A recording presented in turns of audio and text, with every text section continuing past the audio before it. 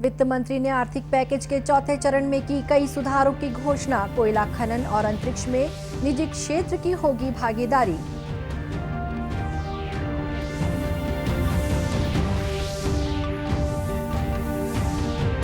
जांजगीर चांपा में 5, कोरिया और बालोद में एक कोरोना पॉजिटिव मरीज मिलने के बाद प्रदेश में मरीजों की संख्या हुई 11।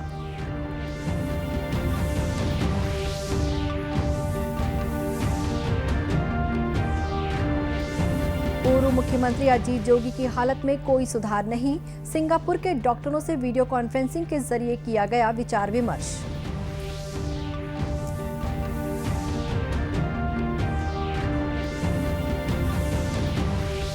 और प्रदेश में तेंदुपत्ता संग्रहण का कार्य जोरों पर। अब तक 2.5 लाख से ज्यादा मानक बोरा तेंदुपत्ता का संग्रहण किया गया।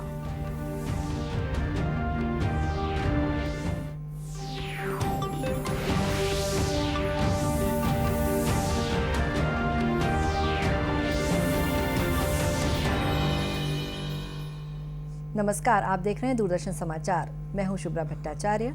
अब समाचार विस्तार से।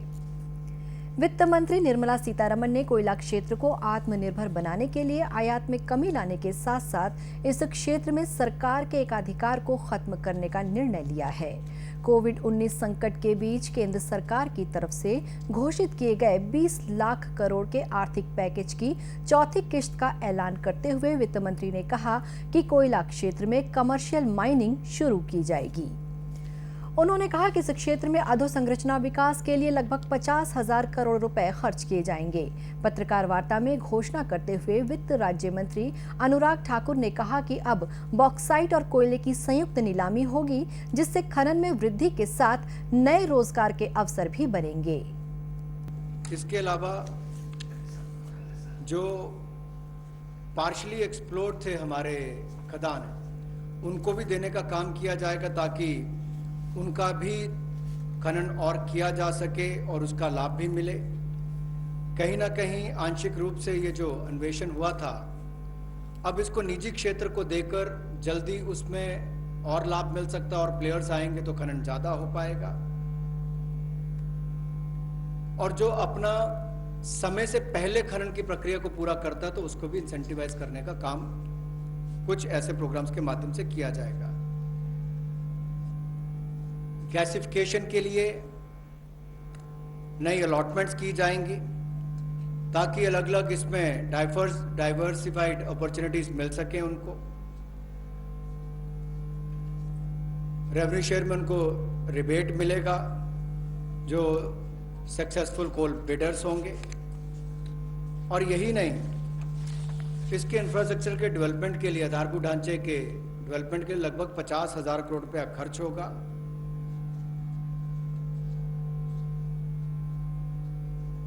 और ये जो कोल इंडिया लिमिटेड की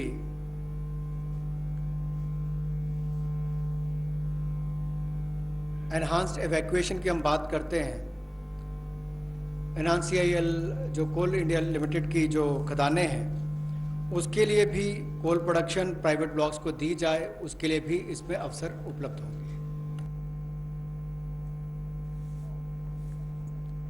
आज के आर्थिक सुधारों की घोषणा के चौथे चरण में वित्त मंत्रालय ने कई क्षेत्रों में सुधारों की घोषणा की है। रक्षा के क्षेत्र में देश को आत्मनिर्भर बनाने के लिए मेक इन इंडिया को अपरिहार्य किया गया है। साथ ही ऑर्डिनेंस फैक्ट्री बोर्ड के कॉर्पोरेटाइजेशन की घोषणा भी की गई है। इसके अलावा विमानन क्षेत्र में PPP मॉडल के तहत 6 हवाई अड्डों की नीलामी की जाएगी। साथ ही अंतरिक्ष के क्षेत्र में सरकार निजी क्षेत्र को भी भागीदारी देने जा रही है। प्रदेश में 7 कोरोना मरीजों के मिलने के बाद अब कुल पॉजिटिव मरीजों की संख्या 11 हो गई है। जांजगीर चांपा जिले में 5 और कोरोना के मरीज मिले हैं, जिनमें 4 पुरुष और 1 महिला शामिल हैं। प्राप्त जानकारी के अनुसार कोरोना के ये सभी मरीज 12 मई को श्रमिक स्पेशल ट्रेन से गुजरात से आए हुए थे। जांजगीर चांपा पहुंचने पर इन मजदूरों का सैंपल लेकर जांच के लिए भेजा गया। जिला कलेक्टर JP पाठक ने बताया कि 5 पॉजिटिव जिले के बमनीडीह ब्लॉक के हैं। उन्होंने बताया कि गुजरात से आए 47 मजदूरों को बमनीडीह के ही खपरीडीह गांव के क्वारंटीन सेंटर में रखा गया है। 11 तारीख को ये श्रमिक लोग जो है ना वहाँ बैठे थे। 12 तारीख को बिलासपुर में आए हैं जो श्रमिकों के ट्रेन से, और उसी दिन शाम को बस से यहाँ पे ला के खपरी डी में रखे हैं क्वारंटाइन में। 13 तारीख को इनका टेस्ट लिया गया है, जिसमें से जो 5 लोग हैं उनमें पॉजिटिव पाया गया है। तो उनको अभी सबको बैठा के वहाँ बिलासपुर भेजा जा रहा है, और बाकी जितने लोग हैं उनका कॉन्टैक्ट ट्रेसिंग कर रहे हैं। देर रात इन 5 कोरोना पॉजिटिव मरीजों को एम्बुलेंस से बिलासपुर ले जाया गया है। जानकारी मिलने पर जिला कलेक्टर जेपी पाठक के अलावा एसपी पारुल माथुर और जिला पंचायत सीईओ तीर्थराज अग्रवाल भी इस क्वारंटीन सेंटर में पहुंचे। इन मामलों के सामने आने के बाद अब क्वारंटीन सेंटर के आसपास के क्षेत्रों को भी सील कर दिया गया है। इधर कोरिया में भी एक 28 वर्षीय युवक कोरोना पॉजिटिव पाया गया है। जिला कलेक्टर डोमन सिंह ने बताया कि ये संक्रमित युवक 8 मई को उत्तर प्रदेश के फतेहपुर जिले से अपनी पत्नी के साथ चिरमिरी हल्दीबाड़ी वापस आया था। जब स्वास्थ्य विभाग द्वारा इनका परीक्षण किया गया तो रिपोर्ट में युवक कोरोना पॉजिटिव पाया गया।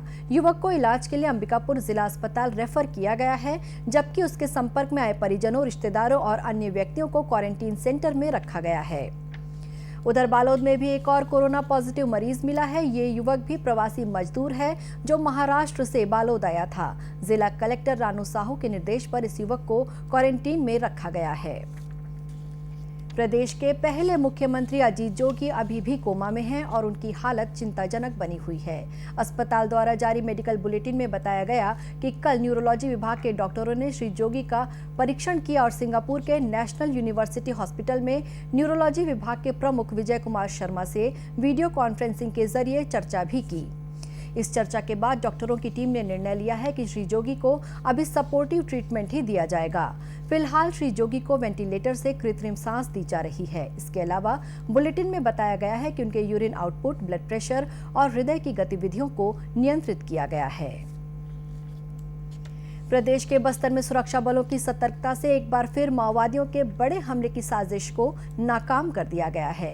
दंतेवाड़ा जिले के मालेवाही और बोदली के बीच निर्माणाधीन सड़क पर माओवादियों ने रिमोट कंट्रोल बम लगाया था। इस संबंध में जानकारी देते हुए दंतेवाड़ा के पुलिस अधीक्षक अभिषेक पल्लव ने बताया कि माओवादियों ने पहली बार सुरक्षा बलों को नुकसान पहुंचाने के लिए रिमोट कंट्रोल बम का इस्तेमाल किया है। उन्होंने बताया कि घटनास्थल से 3 पेट्रोल बम भी बरामद किए गए हैं। छत्तीसगढ़ बस्तर में पहली बार इस बड़ी मात्रा में रिमोट कंट्रोल आईडी का इस्तेमाल किया गया है। एंटीना पहली बार मिले हैं जो कि पेड़ों पर लगाए गए थे। आईडी के बगल में बड़ी मात्रा में पेट्रोल बम मिले हैं जो कि पानी बड़ी बोतलों में पेट्रोल भर के बम लगा के रखे गए थे। आईडी के साथ पेट्रोल बम का इस्तेमाल भी संभवतः पहली बार किया गया है। जिस तरह से डोमिनेटिंग हाइट के ऊपर इस तरह से आईडी सीरियल में आईडी लगाए गए थे, निश्चित रूप से फोर्स को काफ़ी नुकसान हो सकता था, लेकिन एसटीएफ, डीआरजी और सीएफ की सचेत होने के कारण एक बड़ी घटना को हम टालने में सफल रहे। सुरक्षा बलों, एसटीएफ, डीआरजी और सीएएफ के जवानों ने इन बमों को डिफ्यूज कर दिया। श्री पल्लव ने बताया कि निश्चित रूप से माओवादी रिमोट बम द्वारा सुरक्षा बलों को भारी नुकसान पहुंचाना चाहते थे, लेकिन समय रहते घटना को टाल दिया गया।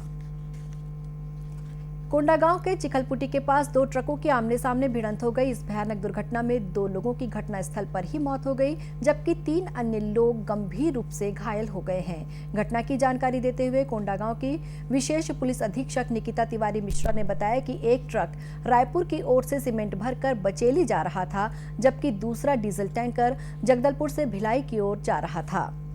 मवेशियों के झुंड को बचाने के चक्कर में दोनों ट्रकों की आमने सामने टक्कर हो गई।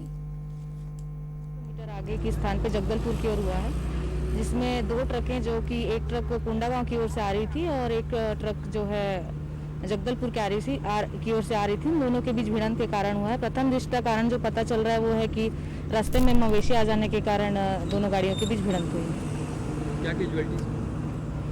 2 लोगों की ऑन द स्पॉट डेथ हो गई है और 3 लोग घायल हैं, जिन्हें अस्पताल पहुंचाया जा चुका है। विशेष पुलिस अधीक्षक ने बताया कि घायलों को नजदीक के जिला अस्पताल पहुंचाया गया है, जहां उनका इलाज चल रहा है। कोरोना के कारण हुए लॉकडाउन से बिगड़ी अर्थव्यवस्था को पटरी पर लाने के लिए भारतीय रेलवे भी कई कार्य योजनाओं को अमल में ला रहा है। इसी संदर्भ में दक्षिण पूर्व मध्य रेलवे ने कार्गो सुविधा यूनिट बनाकर कार्य शुरू किया है, जिसके लिए रेलवे के वरिष्ठ अधिकारियों की एक टीम बनाई गई है। इस कार्गो सुविधा यूनिट का मुख्य उद्देश्य रेलवे के पारंपरिक लदान की वस्तुओं के अतिरिक्त दूसरी वस्तुओं को चिन्हित कर रेल लदान को बढ़ावा देना है, ताकि रेलवे के राजस्व में वृद्धि हो। इसके लिए कार्गो सुविधा यूनिट की टीम अपने ग्राहकों से संपर्क कर रही है और उनकी परिवहन आवश्यकताओं को समझते हुए उसका समाधान भी कर रही है। प्रदेश के वनांचल क्षेत्रों में इन दिनों तेंदुपत्ता संग्रहण का कार्य तेजी से जारी है। अब तक निर्धारित लक्ष्य का लगभग 15% कार्य पूरा कर लिया गया है। चालू सीजन में 2,61,000 मानक बोरा से अधिक तेंदुपत्ते की तोड़ाई हो चुकी है। इसकी कीमत करीब 105 करोड़ रुपए है। वन मंत्री मोहम्मद अकबर ने विभागीय अधिकारियों को तेंदुपत्ता संग्राहकों को उनके कार्य का सही भुगतान सुनिश्चित करने के हैं। राज्य लघु वनोपज सहकारी संघ के अनुसार बस्तर संभाग के सभी जिलों में संग्रहण का कार्य जारी है। संभाग के सुकमा वन मंडल में अब तक 14 करोड़ 65 लाख रुपए से अधिक के संग्रहण का कार्य हो चुका है।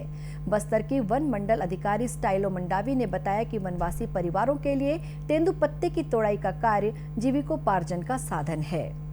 यही वजह है कि लॉकडाउन के दौरान भी संग्रहण का कार्य जारी है।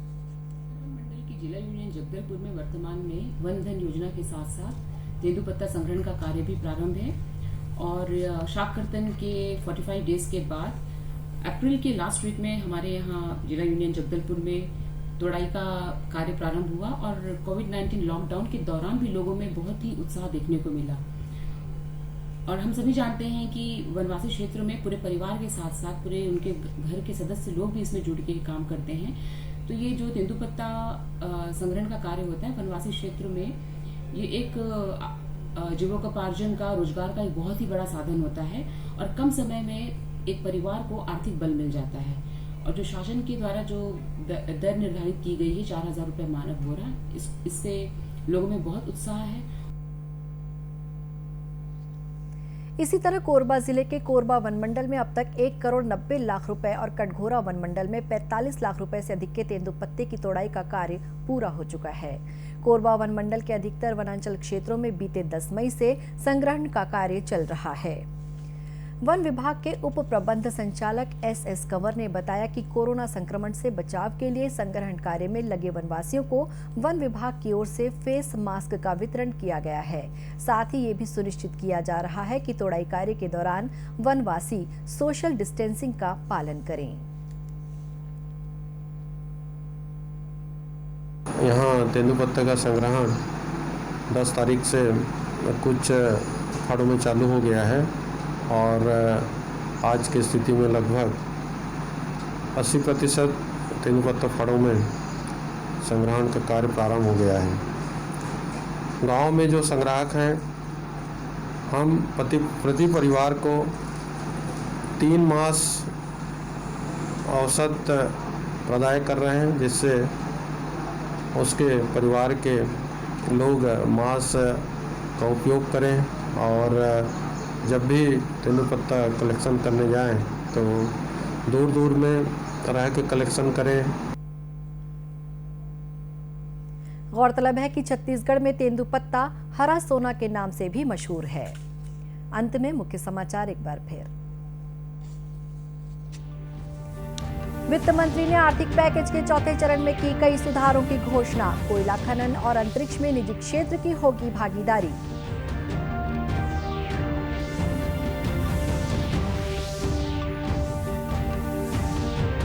जांजगीर चांपा में 5, कोरिया और बालोद में एक कोरोना पॉजिटिव मरीज मिलने के बाद प्रदेश में मरीजों की संख्या हुई 11।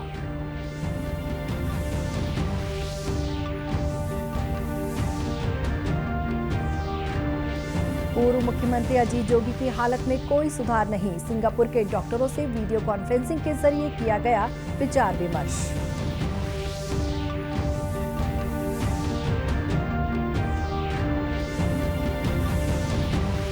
और प्रदेश में तेंदुपत्ता संग्रहण का कार्य जोरों पर। अब तक 2.5 लाख से ज्यादा मानक बोरा तेंदुपत्ता का संग्रहण किया गया। इसी के साथ ये समाचार बुलेटिन समाप्त हुआ। नमस्कार।